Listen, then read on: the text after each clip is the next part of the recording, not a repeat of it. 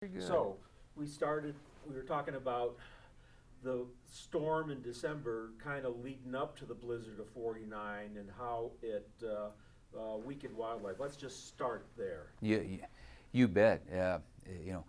Found out in research in our old Wyoming Wildlife magazine and the Game and Fish annual report from 1949 that December 48 was much tougher than usual, both temperature-wise in snow, and so deer and antelope were in tougher condition going into January and when the big blizzard hit. Right, and so this 3-day blizzard hits at the beginning of January, and it pretty much piles up and covers up a lot of forage in the state.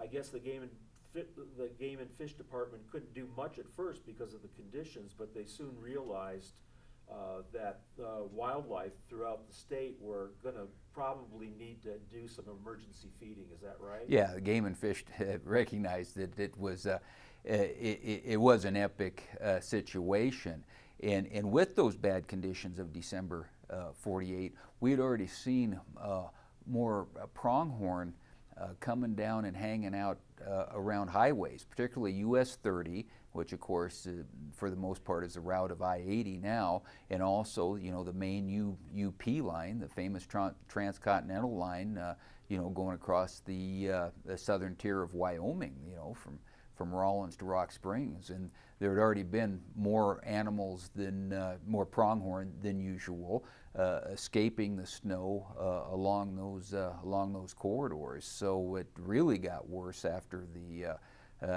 blizzard hit. Right, and so the department decides to start an emergency feeding program. So was this something that had been done prior to 48, or was this maybe the start of it all? Well, for elk, no. We had already established elk feed grounds in the western part of the state. That started back with the National Elk Refuge, feed ground National Elk Refuge around 1910 or so, and then in the 20s we started having our own feed grounds.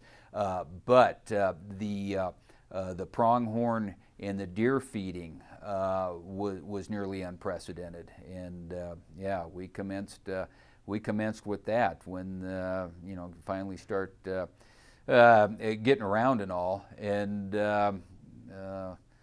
oh heck, where do we want to go from there? Well, we want to talk about what was actually fed, and the antelope Sure. weren't used to it. You betcha. Particularly in the Rock Springs area, with the pronghorn, piling in along the highway and along the UP line. We trying to feed there, and we found out it was a little trickier than usual. We thought we would just herd them to it, and then they'd they'd just start lapping up the feed. Well, it wasn't the case. It seemed like the stress from the herding, took away their appetites or whatever. So we realized that if we just kind of left them be and let them be on their own, they would find it, and that's the way it worked best. And the reports from testimony from the annual report said their condition improved once they found the food on their own and had a lower stress level. Now the deer feeding, principally did that in the upper Platte Valley, and also in upper North Platte Valley, from the Colorado line, up Saratoga, and then also Sand Creek area of the Black Hills up south of Beulah, and learned a hard lesson from that.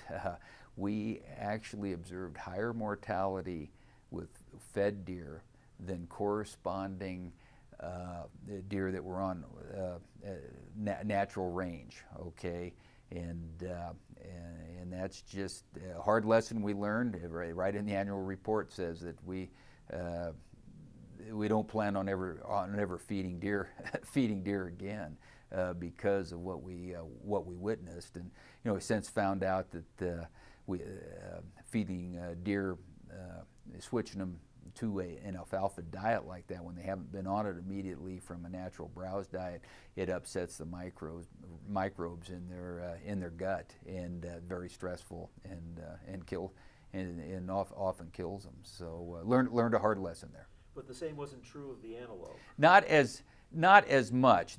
We have seen that since in antelope feeding, but overall antelope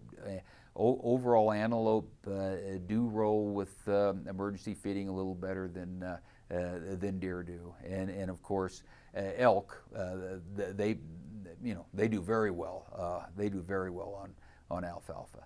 Yeah. And in fact, the elk didn't have much problems No. during that winter.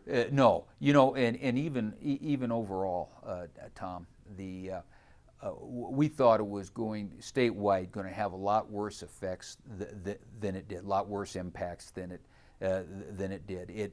We had to get a little more innovative on some elk feed grounds, to the point of having snow dynamics that we couldn't get the old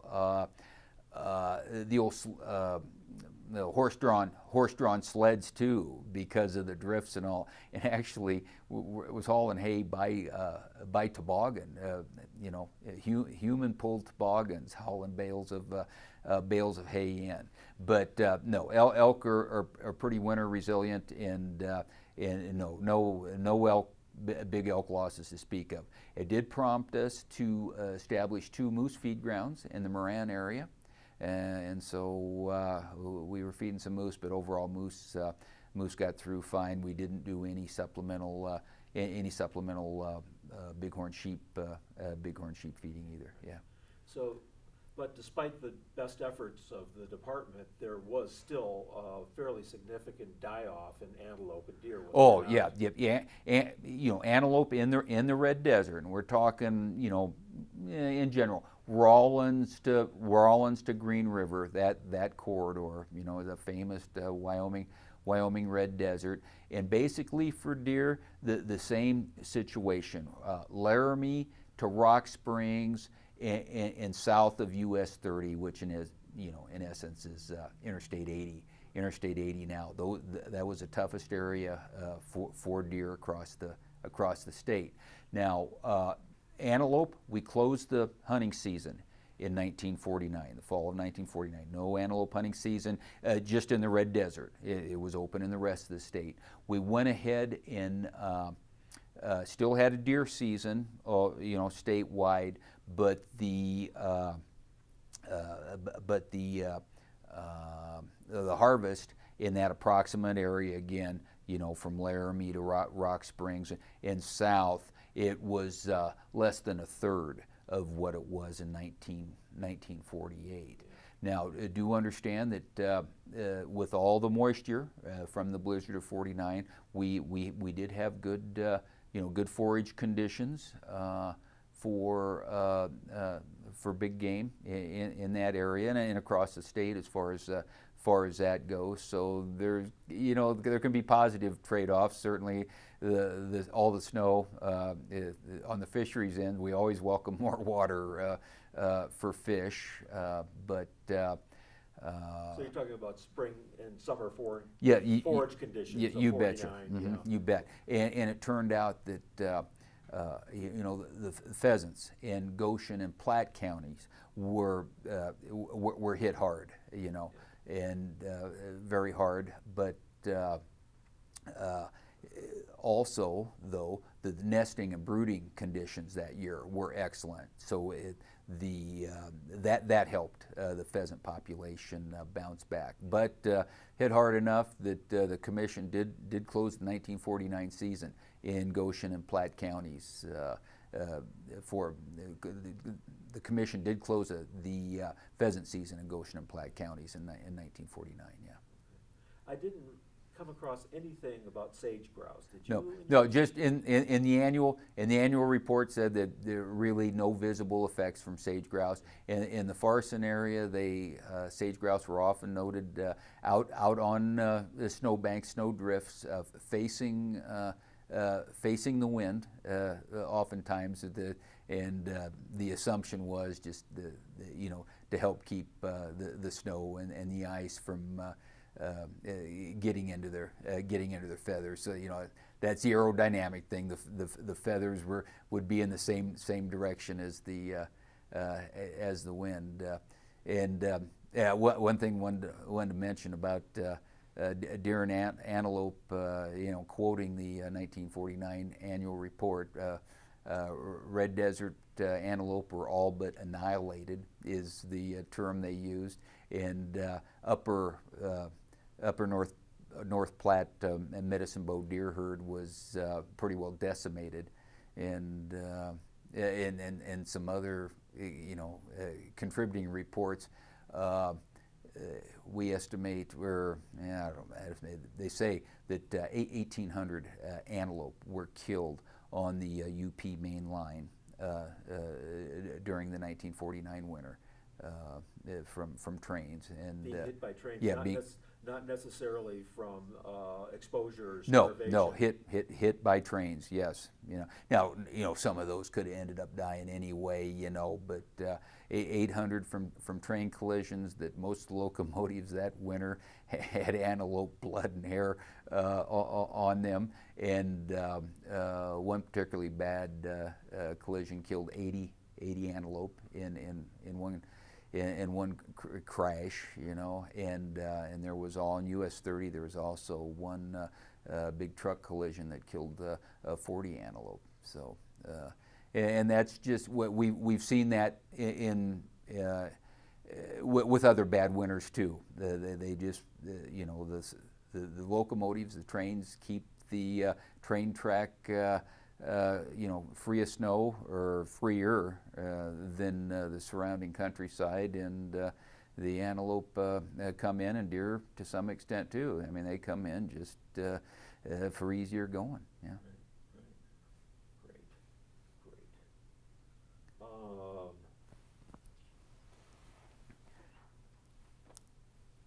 I think that was all I had to ask you. You betcha. Did that pretty much cover what you came across? Yeah, I think so, Tom.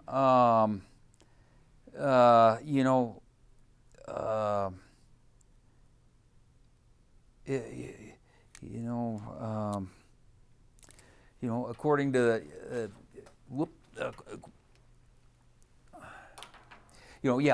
according to the Game and Fish annual report, that overall the state, after the snow settled, right, overall the state fared better than expected. But the notable exceptions was antelope in the red desert, where, and I quote, where the antelope herd was all but annihilated, and deer in the Medicine Bow, North Platte Valley herd, where they were pretty well decimated. So that southern tier seemed to get the brunt of it, but we did end up having a deer feeding station up in the Black Hills along Sand Creek, south of Beulah, and of course Goshen County hit hard, so hard that we closed the pheasant season in 1949. In the February 1949 Wyoming Wildlife, we were estimating that approximately 2/3 of the 23,000 estimated pheasants in Goshen County were killed by the blizzard. So that was the initial estimate on that. But it's good news that spring came along, and the forage really took off, and it was a green spring, and yeah. I guess it probably didn't take too many years for those herds to get back to normal again. No,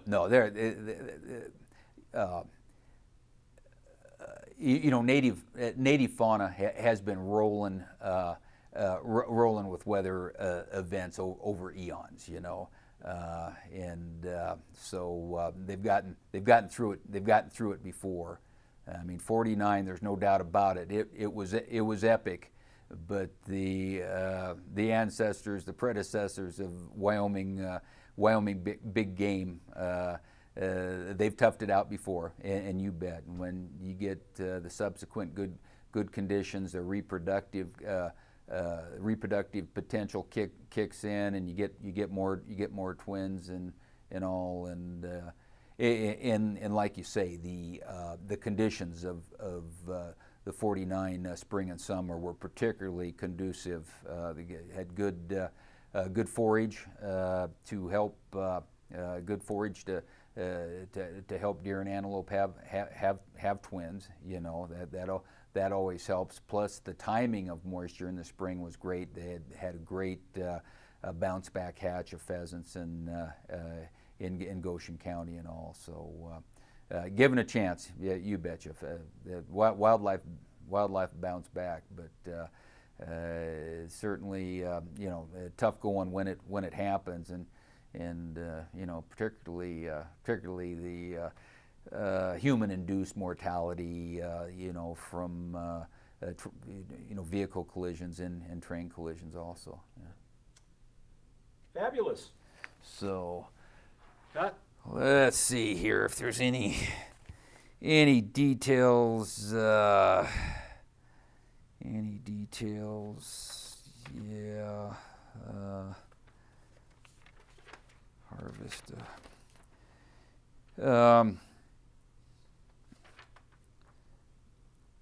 Right. I don't know. In addition to the hand-pulled toboggans, we also used some airlifted some elk feed ground hay because of the snow dynamics there. We did have more elk on feed grounds in 49. It didn't say how many more, but we had more elk. Yes, and if I need to again, I can definitively say that was the winter of 49 was the first deer feeding in Game and Fish Department history that the department had actually conducted, and we started officially in the 20s. Now that's not to say there hadn't been vigilante deer feeding in the state over the years. I bet there had. I mean, there still is as far as that goes. We discourage it, but it still happens, But okay, let's see what else we got here. Deer feed first time in the Santa program. Yeah, there's already a trained 90 already and beleaguered 2 feed stations for moose. Tom,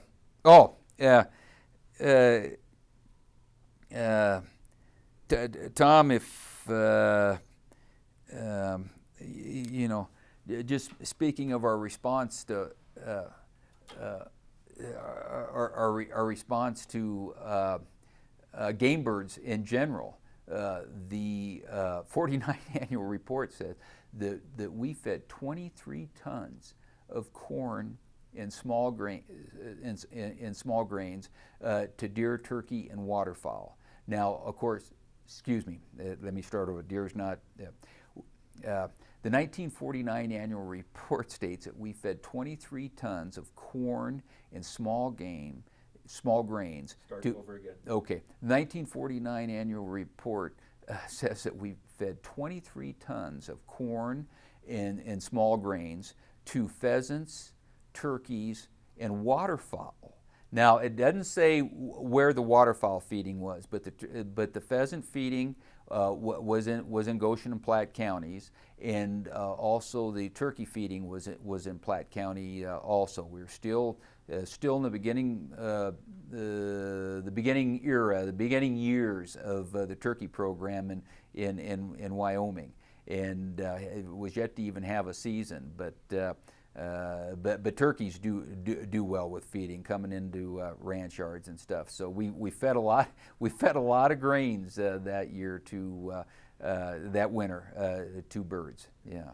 So, and I don't know where that darn waterfowl feeding. I can't imagine. Don't know where it was. It's gonna. To have open water, it's got to be along the Platte. Yeah. I think could have been along the Bighorn. That's quite a waterfowl flyway. You'd think that those rivers would have been icebound with the kind of temperatures that were going on. I don't know. Let's see. Pheasants hit hard. Goshen Platte County season closed. Oh, okay. You bet. In addition to the innovation on elk feed grounds of using hand-pulled toboggans to get hay into elk, and also using some aerial drops, we got somewhat innovative in Goshen County also. In the spring of '49, we brought some eggs down from our Sheridan bird farm and set up temporary pens and hatched these eggs with locally bought domestic hens, chickens, and we raised around 1,700 pheasants, impromptu, you might say, to help replenish, to help give those Goshen County there that suffered hard from the pheasant, had a bad pheasant loss, to help give them a little shot in the arm. So we raised some birds there for the first time, and like I say, in temporary pens. And then we also brought some young birds down and from the Sheridan bird farm and released them. The annual report doesn't say exactly how old, but they weren't adults. They were young birds, hopefully young enough that those, let me think here. They're young birds, so they're not going to, I don't think, not last year. I think young birds of the year. Yeah, I don't think that they were hens that we thought were going to go out there and nest. They were young of the year to help rebuild that population. Now that was a different era. Now we know that chances are that's not going to help much. But it does make you feel like you're doing something. Yeah, Good. yeah. Well, Jeff, great.